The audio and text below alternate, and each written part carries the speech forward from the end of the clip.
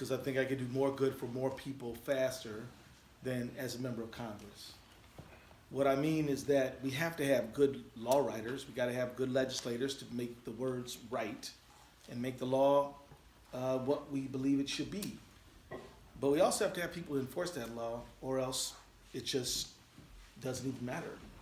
We have environmental safety laws, occupational safety laws. If they are ignored, people get injured, the water and the air get dirty, we can't drink it. We've got to have somebody who's willing to enforce that. We need to have humanity and justice within our immigration laws. We need people to enforce that law with a degree of course, the law, but then also some humanity and justice and some common sense in the application. And so I'm running for Minnesota Attorney General because I really feel that ordinary people, working people, people who, if they don't go to work, they're gonna run out of money fast. Even if they may happen to do well, you know, if you gotta get up and go, then you need an attorney general who's gonna look out for your economic rights. And no matter who you may be, you need an attorney general who's gonna look out for your rights as a person in this community and in this society so that you can have dignity. So that's why I'm running. I'm gonna get more specific.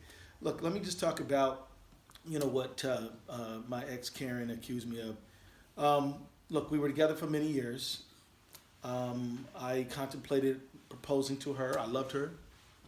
But back around August 2016, it became clear that it wasn't going to work out. And so we agreed that she would move, and we talked regularly and cordially for a full 2 years since then. We had numerous meetings, some of which lasted hours. Simultaneous to that, she would go up on the internet and say she had a narcissistic ex-boyfriend. She would never name me, but she would say her boyfriend was a narcissist. She would say this kind of stuff.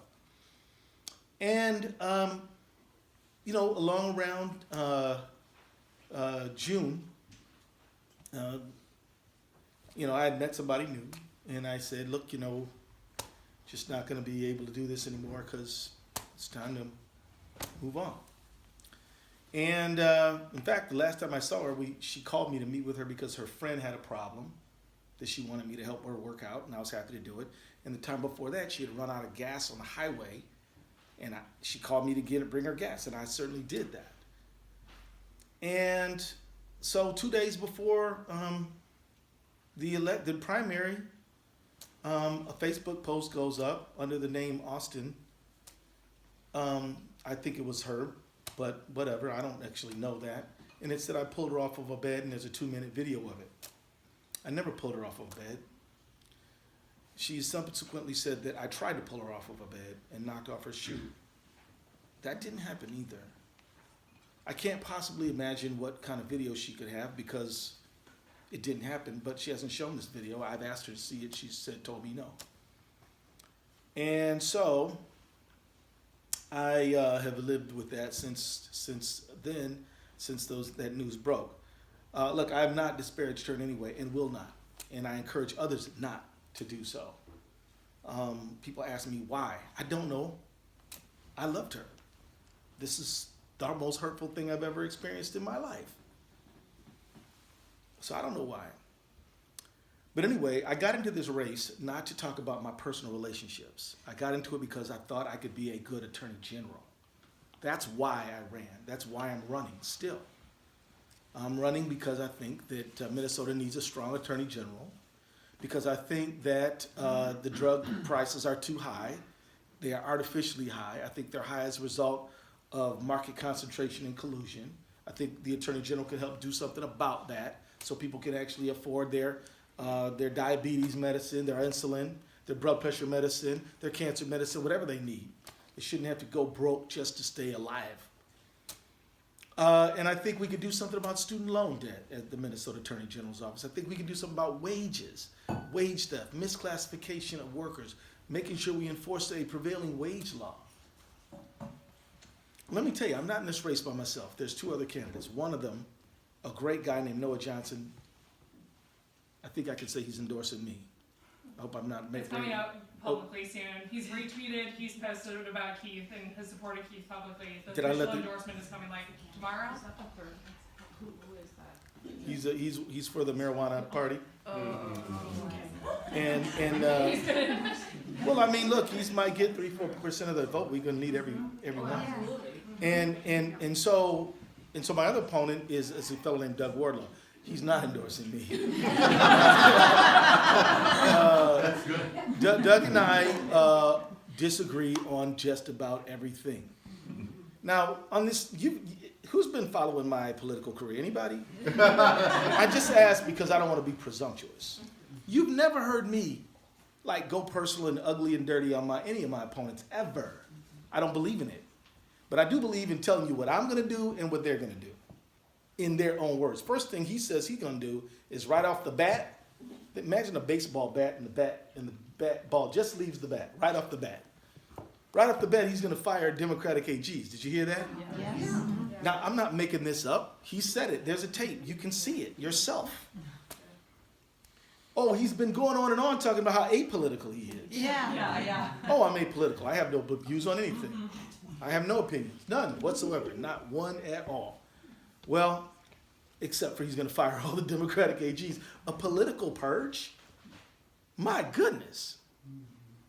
I don't, does that disturb you? Yes. It disturbs me. Number two, he said that people don't have an innate right to vote. You may remember that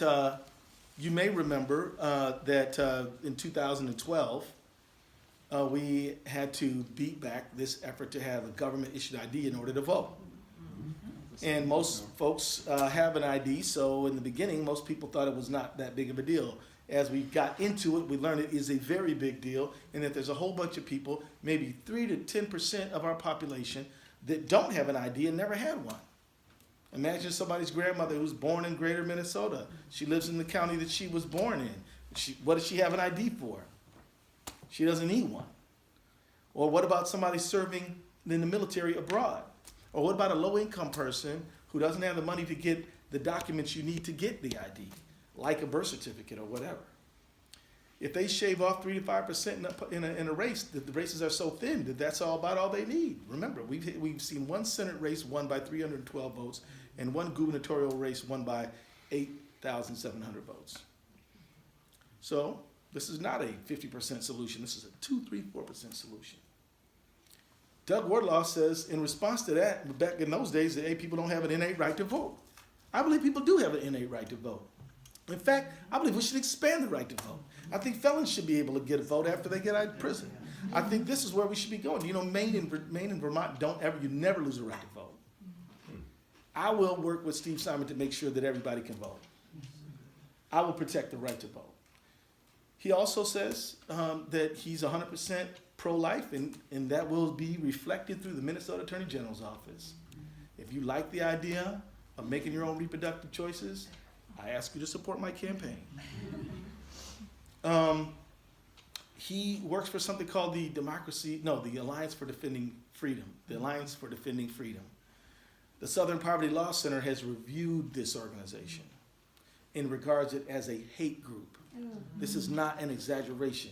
I am not making this up. I mean, I wish I was. But when the Southern Poverty Law Center says you're a hate group, you're probably a hate group. So, hate who? Gay people. This organization is behind the Masterpiece Cake case. He stood up at an Elkin-Hennepin school district meeting and argued that there shouldn't be any sort of bathroom accommodations for trans kids. Now, I'm going to tell you, beating up and being mean to adults is bad enough, but kids?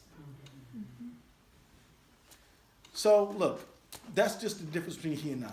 I believe in affordable health care for everybody. I believe in health care for everybody, period. I was the chief author of the Medicare for All bill in the House. I believe in standing up to insurance companies and pharmaceutical companies to make sure that people can afford the medication and the medicine and the health healing that they need. I believe in making sure that people can afford their lives. I believe in enforcing laws around fair pay. You know, standing up against the wage theft cases, standing up enforcing the prevailing wage law, enforcing the anti-corporate farm law that we have in Minnesota that helps farmers, family farms, keep their property.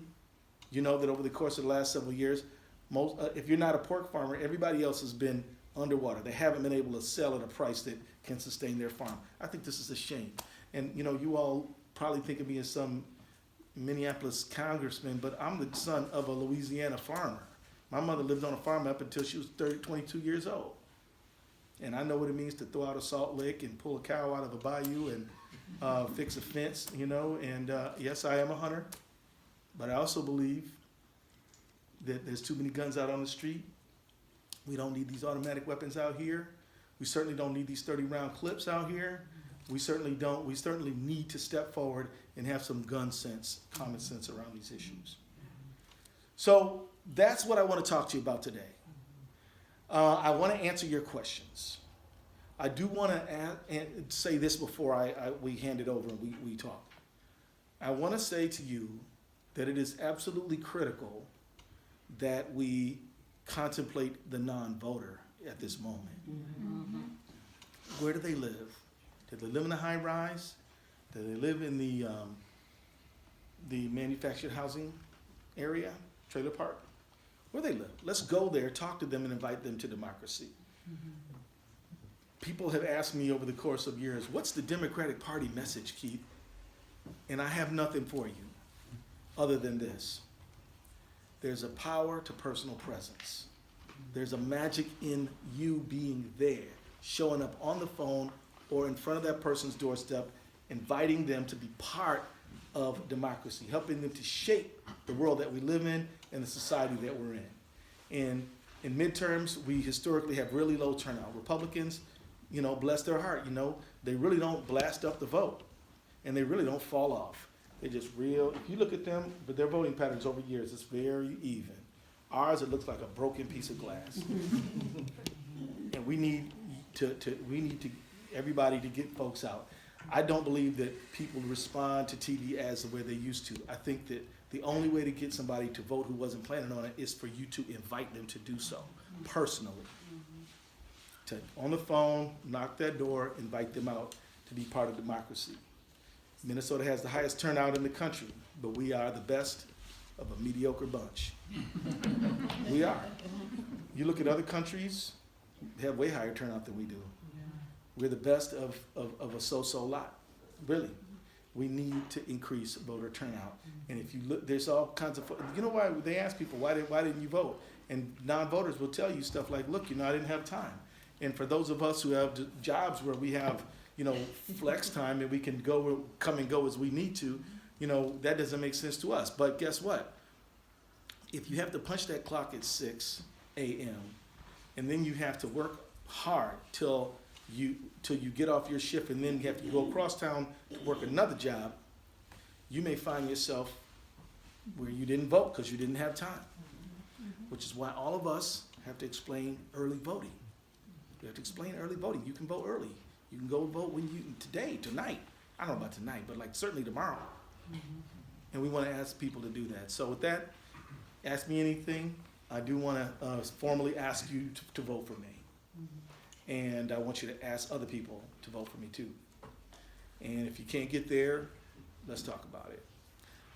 Let's do it.